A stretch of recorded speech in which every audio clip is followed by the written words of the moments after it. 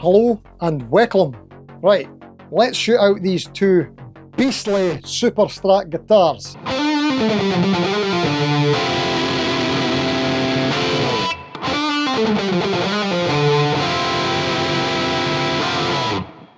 Over here we've got the Harley Benton ST Modern Plus, arguably the best guitar in the world for the price in terms of specs and whatnot, versus the Charvel Pro-Mod DK22. Both of these guitars are from each brand's respective professional series. So we've got the Harley Benton Professional Series and the Charvel Pro-Mod Professional guitars. You see what we're doing there? As of September 2025, the Harley Benton will set you back around about £350 and the Charvel at about £850. And in this video, I'm going to show you why, despite the £500 price gap, that both these guitars are incredible value. Let's get to it. Right, so starting with the headstocks, I'm going to say my favourite is the Charvel because it's the more familiar design. Charvel, as you probably know, are owned by FMIC Fender, so they have the license to use the Fender headstock. The Harley Benton one is just a more generic S-type headstock. Yeah, I prefer the Charvel. What do you prefer? Let us know in the comments. The tuners. The Harley Benton has these kind of vintage-backed lock-in tuners with the vintage button-style heads, and in my experience, I found these to be a little bit stiff. I thought that might ease off over time, but it didn't. The Charvel also has lock-in tuners, but with the more modern machine head shape. I prefer these, and there's no issues with stiffness, so for me, if we were doing points, then the Charvel would win this point also.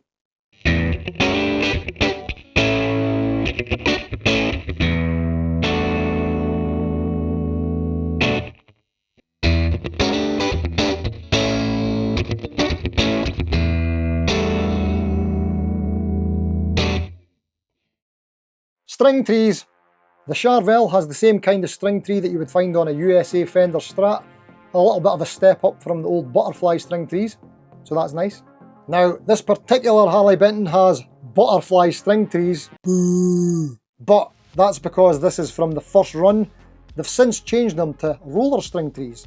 And because neither the Charvel or the Harley Benton have staggered posts on the tuners, you're getting two with the Harley Benton, which I think is a better move. So if we were doing points, then the Harley Benton would get this point for the better string trees on the newer models. Nuts. The Harley Benton has a graphite nut. I should also mention that the nut on this is cut very poorly and it's a bit of a nightmare to keep in tune.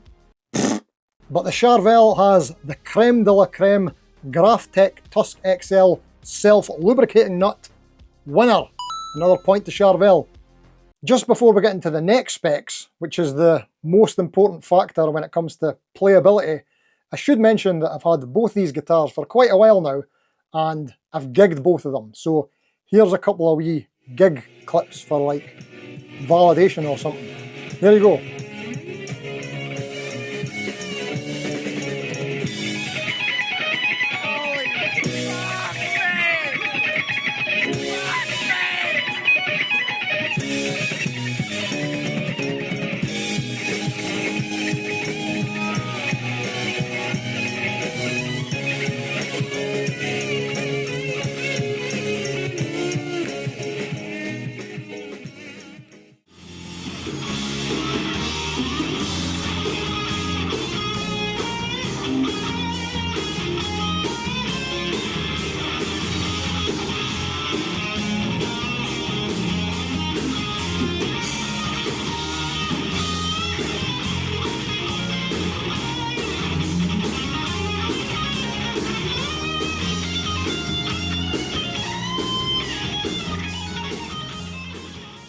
The necks.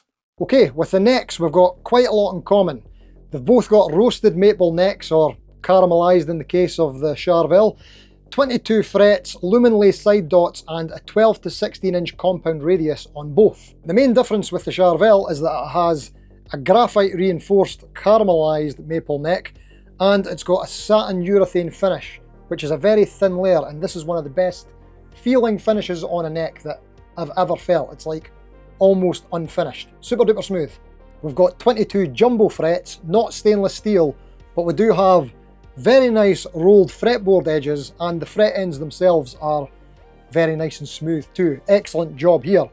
In terms of the neck shape, they're calling it a speed neck, which is kind of verging on like Ibanez Wizard territory. Not quite as thin, but certainly thinner than a Fender Modern C. The Harley Benton has 22 medium jumbo stainless steel frets, and it's got the rounded ball end fret things. This was also advertised initially as having rolled fretboard edges, but it turned out that that wasn't the case, or it was on just the bottom and not the top. It's a weird one. We've got a gloss finish on the back of the neck here, which isn't too thick, so it doesn't feel like sticky. It's nice and smooth.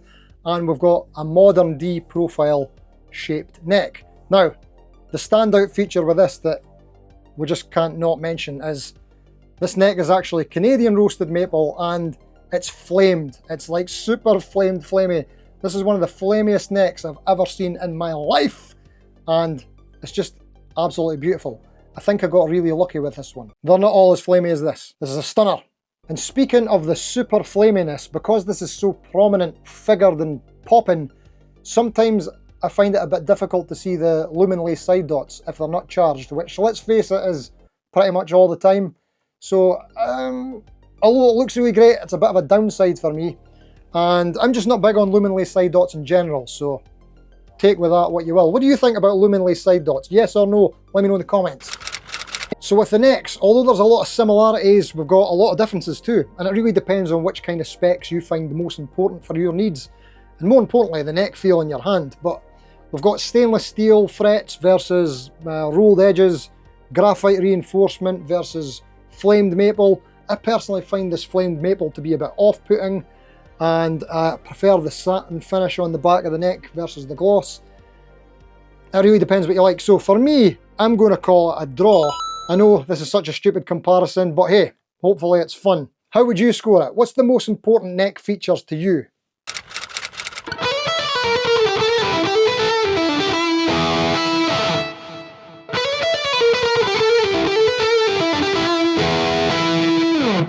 The bodies.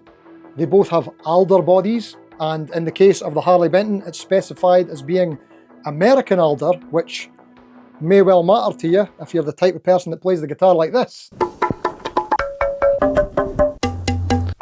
Other than that, we've got a gloss finish, we've got all the contours in the places you would expect, we've got the tummy cut, we've got the forearm contour, and there's also a nice little spoon carve out the lower horn here, as well as this nice little contoured heel joint, which is the kind of thing you would expect to see on like a Fender Ultra or something like that. So pretty decent for £350. With the Charvel, we've also got the alder body, like we mentioned, and this is finished in satin, or kind of matte.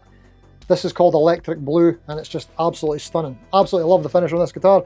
But the standout feature with the Charvel is that this body is called a dinky body. That's what the DK is for, which means it's actually 7/8 the size of a full Strat body, so it's just a little bit smaller, and it's more comfortable and a little bit lighter too. But the contouring on this guitar is just absolutely next level. So yes, we'll have the forearm contour, which is more prominent than on the Harley Benton. We've got the tummy cut, which again is a bit more prominent. We've got the spoon carve, but way more exaggerated than on a Harley Benton.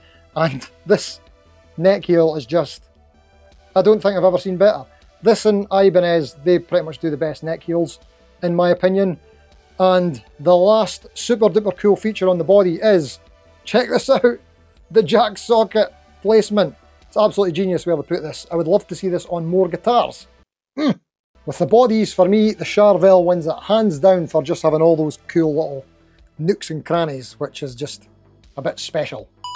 Okay, so we're quite far into the video already, but some people might be asking, why aren't you comparing with the Harley Benton Fusion HSS? And that's a good question. And although yes, aesthetically Harley Benton have went with choices that more match the look of the Charvel, I think the ST Modern Plus has a lot more in common with it in terms of specs. So we've got the alder bodies, compound radius fretboards, lumen lace side dots, and high-end trem systems.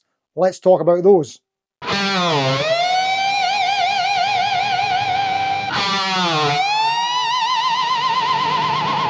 So in the Harley Benton, we've got the Babicz FCH 2-point full contact trem or something. This unit on its own is quite expensive, like about £150 to buy, I think, something near that. And it's a highly regarded trem, I believe. It does have large saddles, which some people complain about. They get in the way when you're playing. It has quite a small sized trem block, which other people complain about again. None of this matters to me. It feels quite responsive when you're using it. It's a nice feeling trem, but unfortunately, because this nut is cut so shockingly bad, it doesn't really matter how good this is. But it's a nice trem. And although this is a high-end trem, it's still a screw-in arm, which is pretty old-fashioned, if you ask me. Now, the Charvel has the incredible Gotoh 510. I think this particular 510 is just made for these Charvel model guitars. You might have to correct me in the comments if I'm wrong on that. But this has been a game-changer trem for me.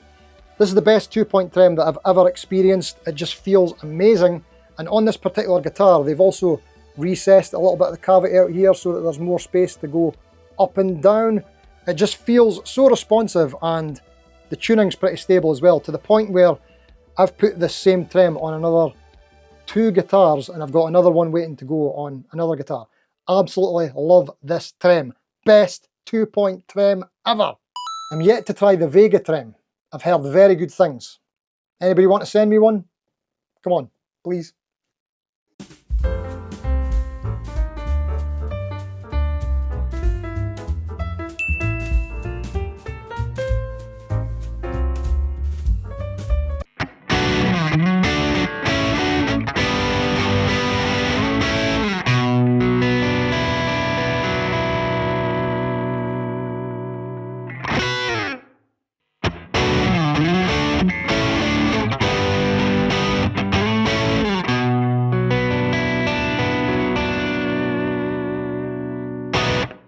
Very important spec, the truss rod wheel adjustment on the last fret here at the neck heel. This is what I like to see. Notice on the Harley Benton that it's actually in there's a 22nd, kind of like a 23rd fret, and then there's about a space of another fret before we see the neck pickup. On the Charvel, notice how the neck pickup is butted up right against the neck. That's because they're going more for the placement of where this would be traditionally on a Strat in terms of measurements. So this should give you a more accurate representation of neck pickup tone. Should. So although the Charvel's truss rod wheel design maybe doesn't look as good, I think it's the better placement. So I would give the point to the Charvel. The pickups. Okay, so the pickups on the Harley Benton HSS, we've got a Tesla set here, and they're okay. Not really my kind of thing. It's totally subjective, you might love them. But yeah, there you go, Tesla pickups. So although this model is called the Charvel DK22 Pro-Mod TPT SSS or something like that, it's actually not SSS, it's still HSS because we've got like a Hot Rails, actually it is a Hot Rails, it's a Seymour Duncan Hot Rails pickup in the bridge, and in the middle and neck we have the Seymour Duncan SSL6, I think that's right. That's a pretty impressive set of pickups if you were to ask most people. Personally, when it comes to the pickups, I don't really love either of these sets. I suppose I would say I prefer the humbucker on the Charvel, just because it's got a bit more bite. But when it comes to the single coils on both, I think that the Harley Bentons are a bit too dark, and I think that the Charvels are a bit too hot.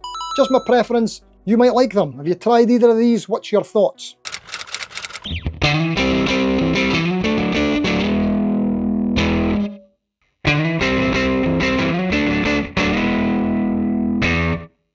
Okay, now for my favourite part, the switching. So, on the Harley Benton, we've got a 5-way switch, which works exactly the way you would expect it to on an HSS configured S-type.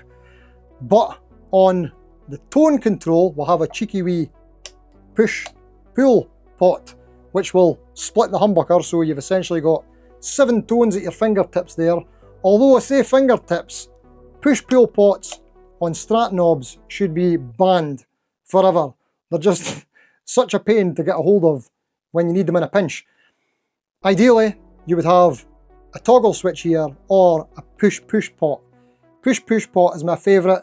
A lot of people say they're less reliable than push-pull, but I've never had a problem in years of using them. So, prove it. Let's see your evidence. Okay, now on the Charvel, we've got one of the best switching systems that I've ever come across. I've actually did a full review video of this. You could check it out up there where I go into more detail. I'll try and do this really quick. Okay, you ready? Here we go.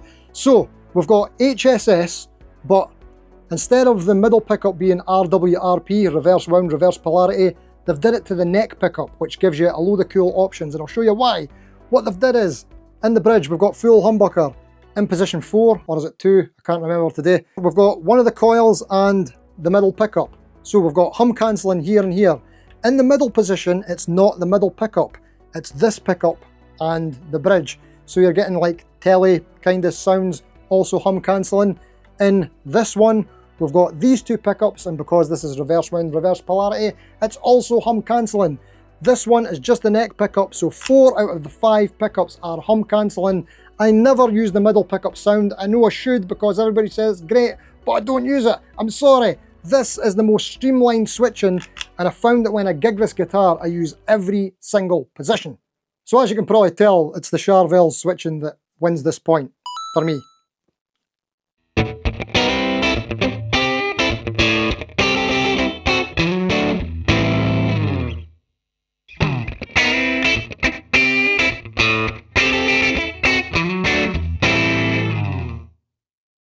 We go to the judges' scorecards for a decision. What are the scores George does?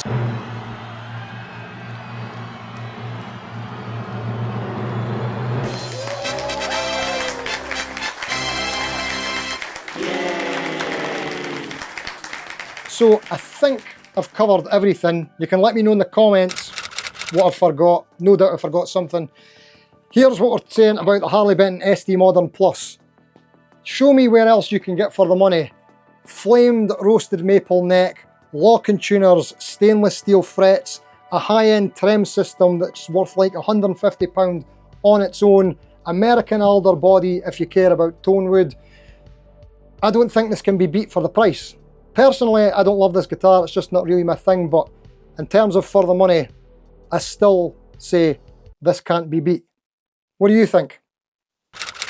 Now with the Charvel, is it £500 better than the Harley Benton? Well, when it came out, I think these were actually £1,000 when they came out, and they're now down to £850. But even at £1,000, I still think this is well worth the money. It's just crazy specs for the money. Although it doesn't have stainless steel frets like the Harley Benton, which is a feature that a lot of people are expecting these days for this price, this has still got a lot going on. So like we mentioned, we've got the high-end Gotoh 510 trem. This is quite pricey on its own. A trio of Seymour Duncans. We've got the Hot Rails 2 SSL6. That sort of really interesting wiring, which I think is cool. Something I also forgot to mention earlier, told you I'd forget something, is the volume pot is an EVH Bourne's low friction pot. So it's good for doing like volume swells quick and that kind of thing. And the tone pot is a no-load tone pot. So when it's on 10, you're basically straight to the output jack. I think that's right. Pretty cool stuff. So we've got the trem, we've got all the contouring, the dinky body, the neck. For the money, this is pretty mental. £850. I don't even think you could buy the parts for that. Same story with the Harley Benton. It's just insane what you can get for the price these days. How did they do it? Made in Mexico, I believe. Made in China, Indonesia. Where are you made? I can't tell where this is made. Maybe Indonesia. Does it matter where they're made? Not to me. So what do you think? Have you got any experience with either of these guitars or either of these brands? Like, have you tried different models from Harley Benton that you'd recommend, or Charvel? Is there other ones I should be looking at that I might like? Let me know in the comments.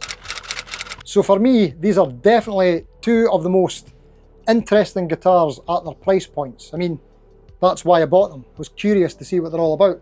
The Harley Benton is just insane what you're getting spec-wise for the price. And the Charvel should be looked at a little bit closer as well. Unfortunately for me, I don't love the neck feel of either of these guitars. They're a bit too modern, so I'm unfortunately going to be moving both of these on. I'm not trying to sell them to you, I've got buyers for both. But I still learned a lot from these guitars. Like I said with the Charvel, I want to put this switching on other guitars. This trem has already went on other guitars. With the Harley Benton, I mean, this roasted flame maple neck is just absolutely stunning. I don't think I'll ever get as lucky with that again on another guitar, but it's good to know you can get them at this price. So I'll be keeping an eye out for alternatives. So, if you've enjoyed the video, don't forget to hit the old like button. That helps algorithms and channels and stuff like that. And if you have not yet subscribed to the channel, then please consider doing so, because I like it when you do that. Live streams every Thursday at 7:30 PM UK on the new channel, Casa de Guitar. Please go over there and check that out, and hopefully I'll see you live on Thursday nights. Videos drop every Friday. I've got a new Patreon thing. There's bonus content over there. You can check it out. Link in the description, and the YouTube channel memberships that not much happens on. But if you want to support the channel, you can. All right? Thanks for watching. Until next time, see you later.